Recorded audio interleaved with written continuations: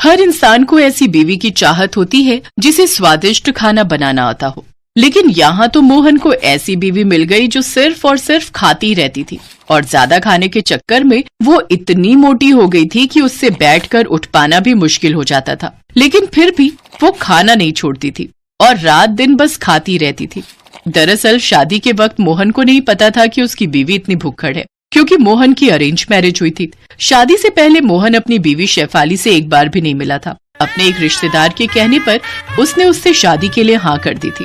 मोहन एक छोटा सा ढाबा चलाता था और वही सुनकर शेफाली मोहन से शादी करने के लिए राजी हुई थी। मोहन को इस बात का एहसास तो सुहाग रात में हुआ और देखा शेफाली सिसक सिसक कर रो रही है। क्या हुआ शेफाली, रो मत, घर की याद आ रही क्या? देखो, हर एक लड़की को एक ना एक दिन ससुराल तो आना ही पड़ता है, रो मत। शेफाली ने कहा, मैं उस वजह से नहीं रो रही हूँ। तो फिर क्यों रो रही हो?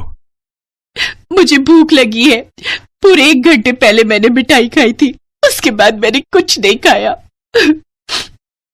लेकिन 1 घंटे में तुम्हें भूख कैसे लग गई? मुझे खाने के 5 मिनट बाद भूख लग जाती है।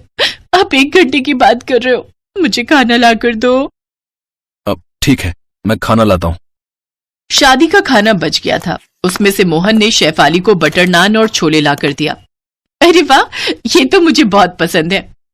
शेफाली ने 1 मिनट के अंदर 10 बटर नान खत्म कर दिया और कहा, और नान लाइए।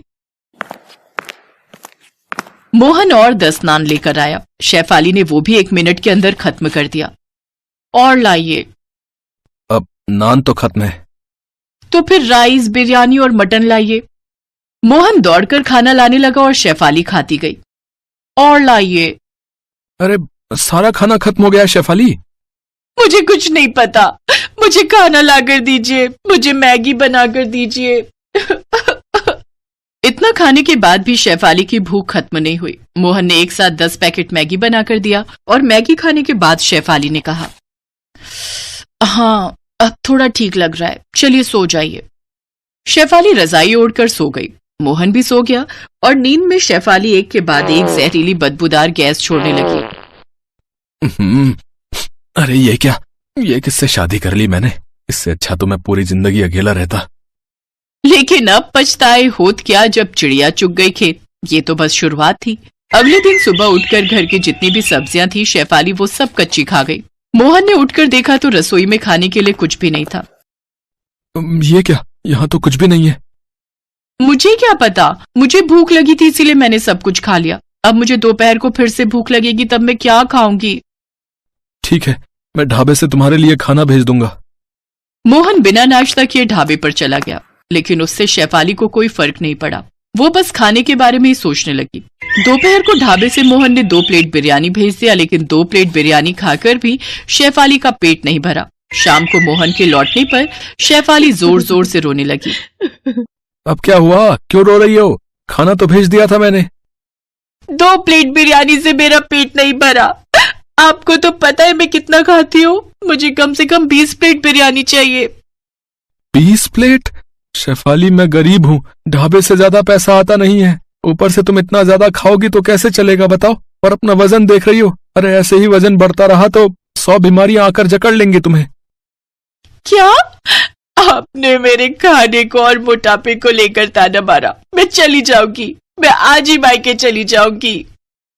अब मोहन मुश्किल में पड़ गया। शादी के 1 दिन बाद ही अगर बीवी मायके चली गई तो लोग क्या कहेंगे? मोहन शेफाली को समझाने लगा। रो मत शेफाली, ठीक है, मुझसे गलती हो गई, रो मत, मत जाओ मुझे छोड़ के। मैं चली जाऊंगी। अगर आप मुझे खिला ही नहीं सकते हो तो मुझसे शादी क्यों की? मोहन ने अपने मन में कहा। मुझे थोड़ी पता था कि तुम इतनी भुक्कड़ हो, मुझे थोड़ी पता था कि तुम इतना ज्यादा खाती हो। हे भगवान, क्या मुसीबत में डाल दिया मुझे। लेकिन मोहन मन की बात शेफाली को बोल नहीं पाया। उसने कहा, मुझसे गलती हो गई शेफाली, ठीक है, अब से तुम जितना चाहो उतना खा सकती हो। ढाबे से जब जो चाहो उतना खा सकती हो। तो फिर मैं तुम्हारे साथ ढाबे पर जाऊंगी हर रोज। ठीक है, वही होगा। अगले दिन शेफाली मोहन के साथ ढाबे पर गई और सिर्फ खाने लगी। मेरे लिए तंदूरी रोटी और बटर चिकन ले आओ। अरे ले आओ यार, जल्दी ले आओ। और साथ में तंदूरी चिकन भी ले आना और सिरके वाला प्याज। शेफाली खाती रही और मोहन के कर्मचारी खाना बनाने लगे। लोग खाने के लिए ढाबे पर आए और खाना न मिलने पर भागने लगे। अरे भैया, मेरे लिए रुमाली रोटी और दाल मखनी ले आना है। रुमाली रोटी तो है लेकिन दाल मखनी नहीं है साहब। तो फिर चिकन भरता? वो भी नहीं है। पनीर? वो भी खत्म हो गया है साहब। अरे यार, तो फिर है क्या है?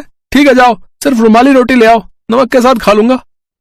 तभी मोहन के कर्मचारी ने चिल्लाकर कहा, रुमाली रोटी भी अभी अभी खत्म हो गई है और रोटी बनाने के लिए मैदा भी नहीं है।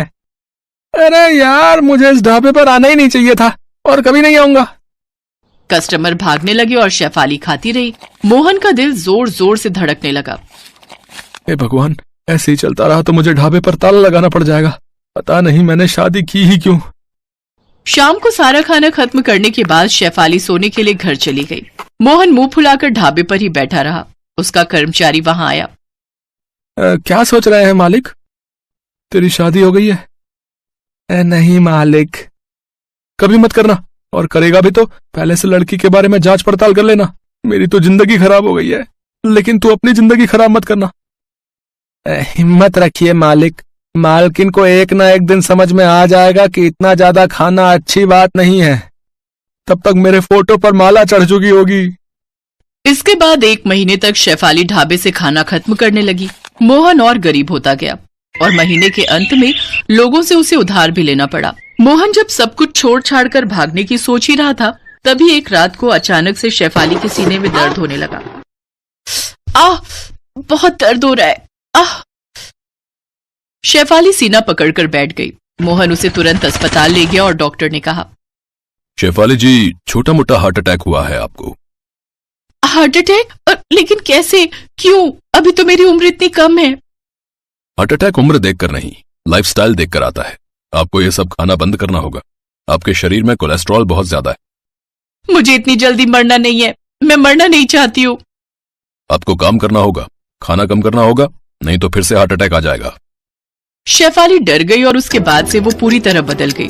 उसने खाना बहुत कम कर दिया और मोटापा कम करने के लिए वो ढाबे पर काम करने लगी। उससे ढाबे का भी फायदा होने लगा। धीरे धीरे लोग आने लगे और मोहन को मुनाफा हुआ और ऐसे ही भुक्खड़ बीवी पतली हो गई और मोहन अपनी बीवी के साथ खुशी खुशी रहने लगा।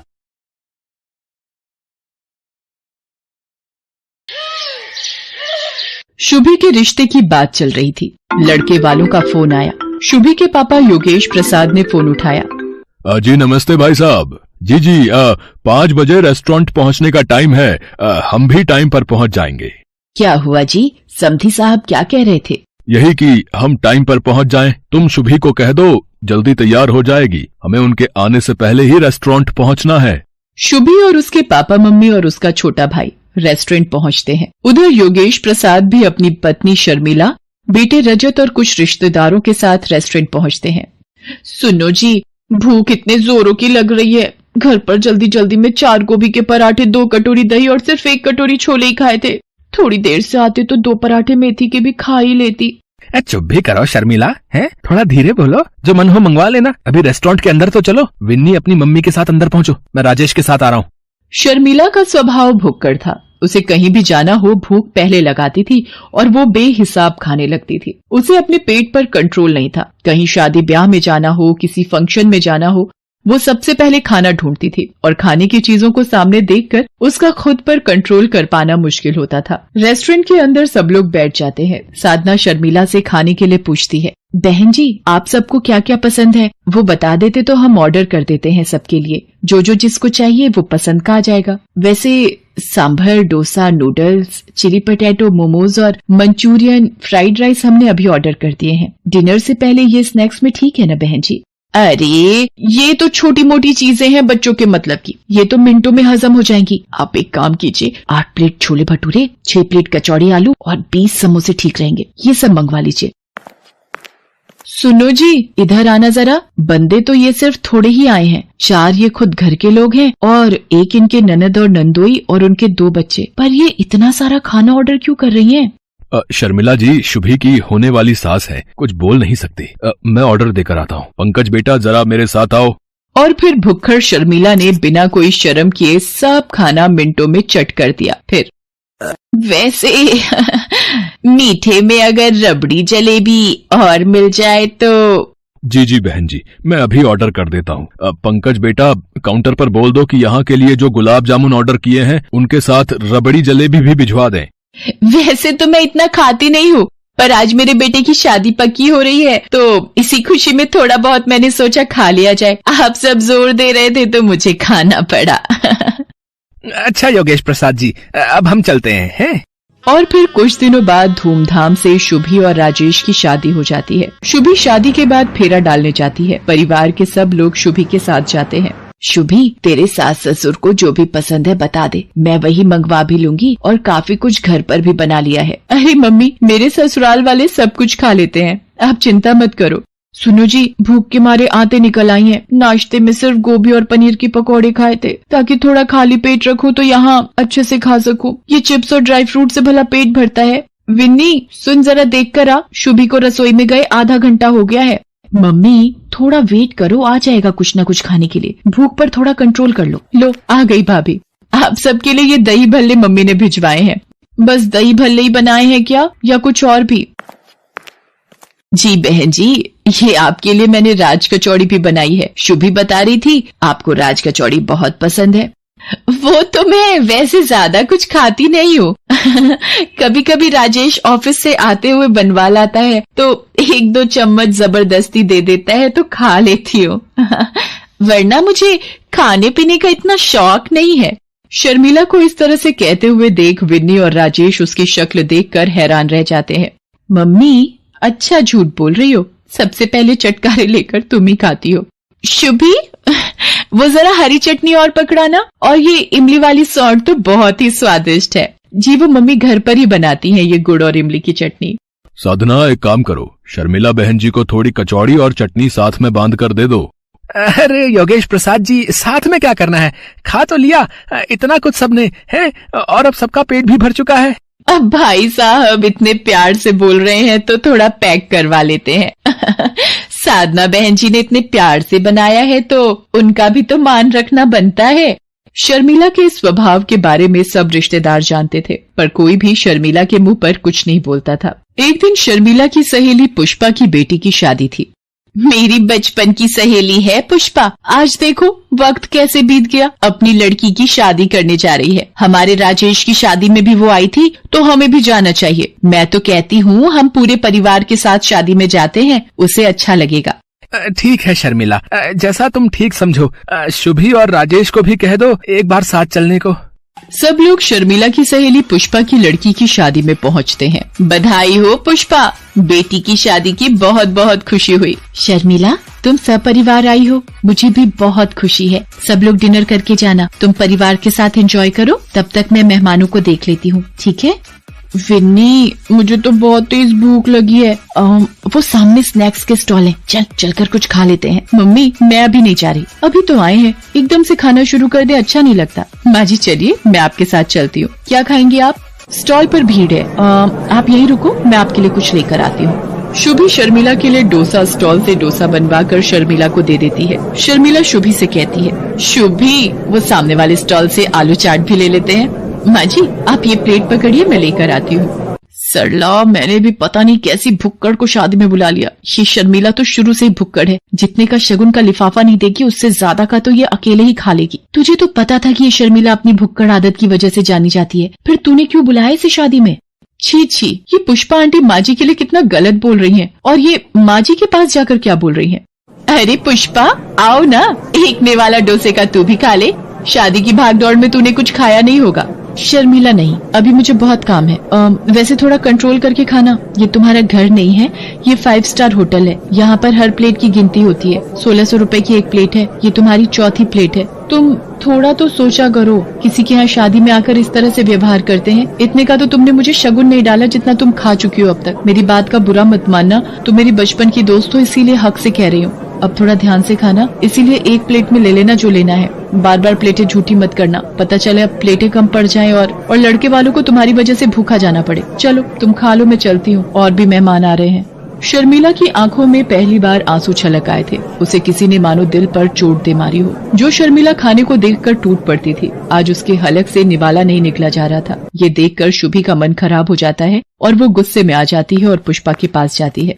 आंटी जी, एक सेकेंड, क्या आप मेरे साथ थोड़ा साइड में चलेंगी? मुझे कुछ बहुत जरूरी काम है।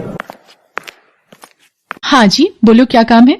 आपकी हिम्मत कैसे हुई माँ जी का अपमान करने की? अगर आपकी बेटी की शादी का लिहाज ना होता तो शायद आप नहीं जानती कि मैं क्या कर देती। और हाँ, इस 5 स्टार होटल में खाना खाने का जितना भी बिल बना है आपके बैंक अकाउंट में अगले 1 घंटे तक मैंने नहीं पहुंचा दिया तो मेरा नाम भी शुभी नहीं।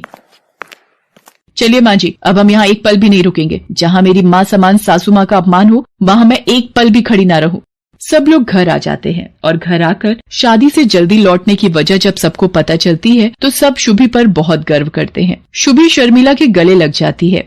तभी शर्मिला कहती है, कोई सुनेगा? मुझे बहुत तेज भूख लगी है। शुभी, जरा अपनी मम्मी को फोन लगाकर बोल, हम कल खाने पर आ रहे हैं, वही राज कचौड़ी और गुड़ इमली की चटनी का स्वाद चखने। और शर्मिला की ये बात सुनकर सब खुशी से हंस देते हैं।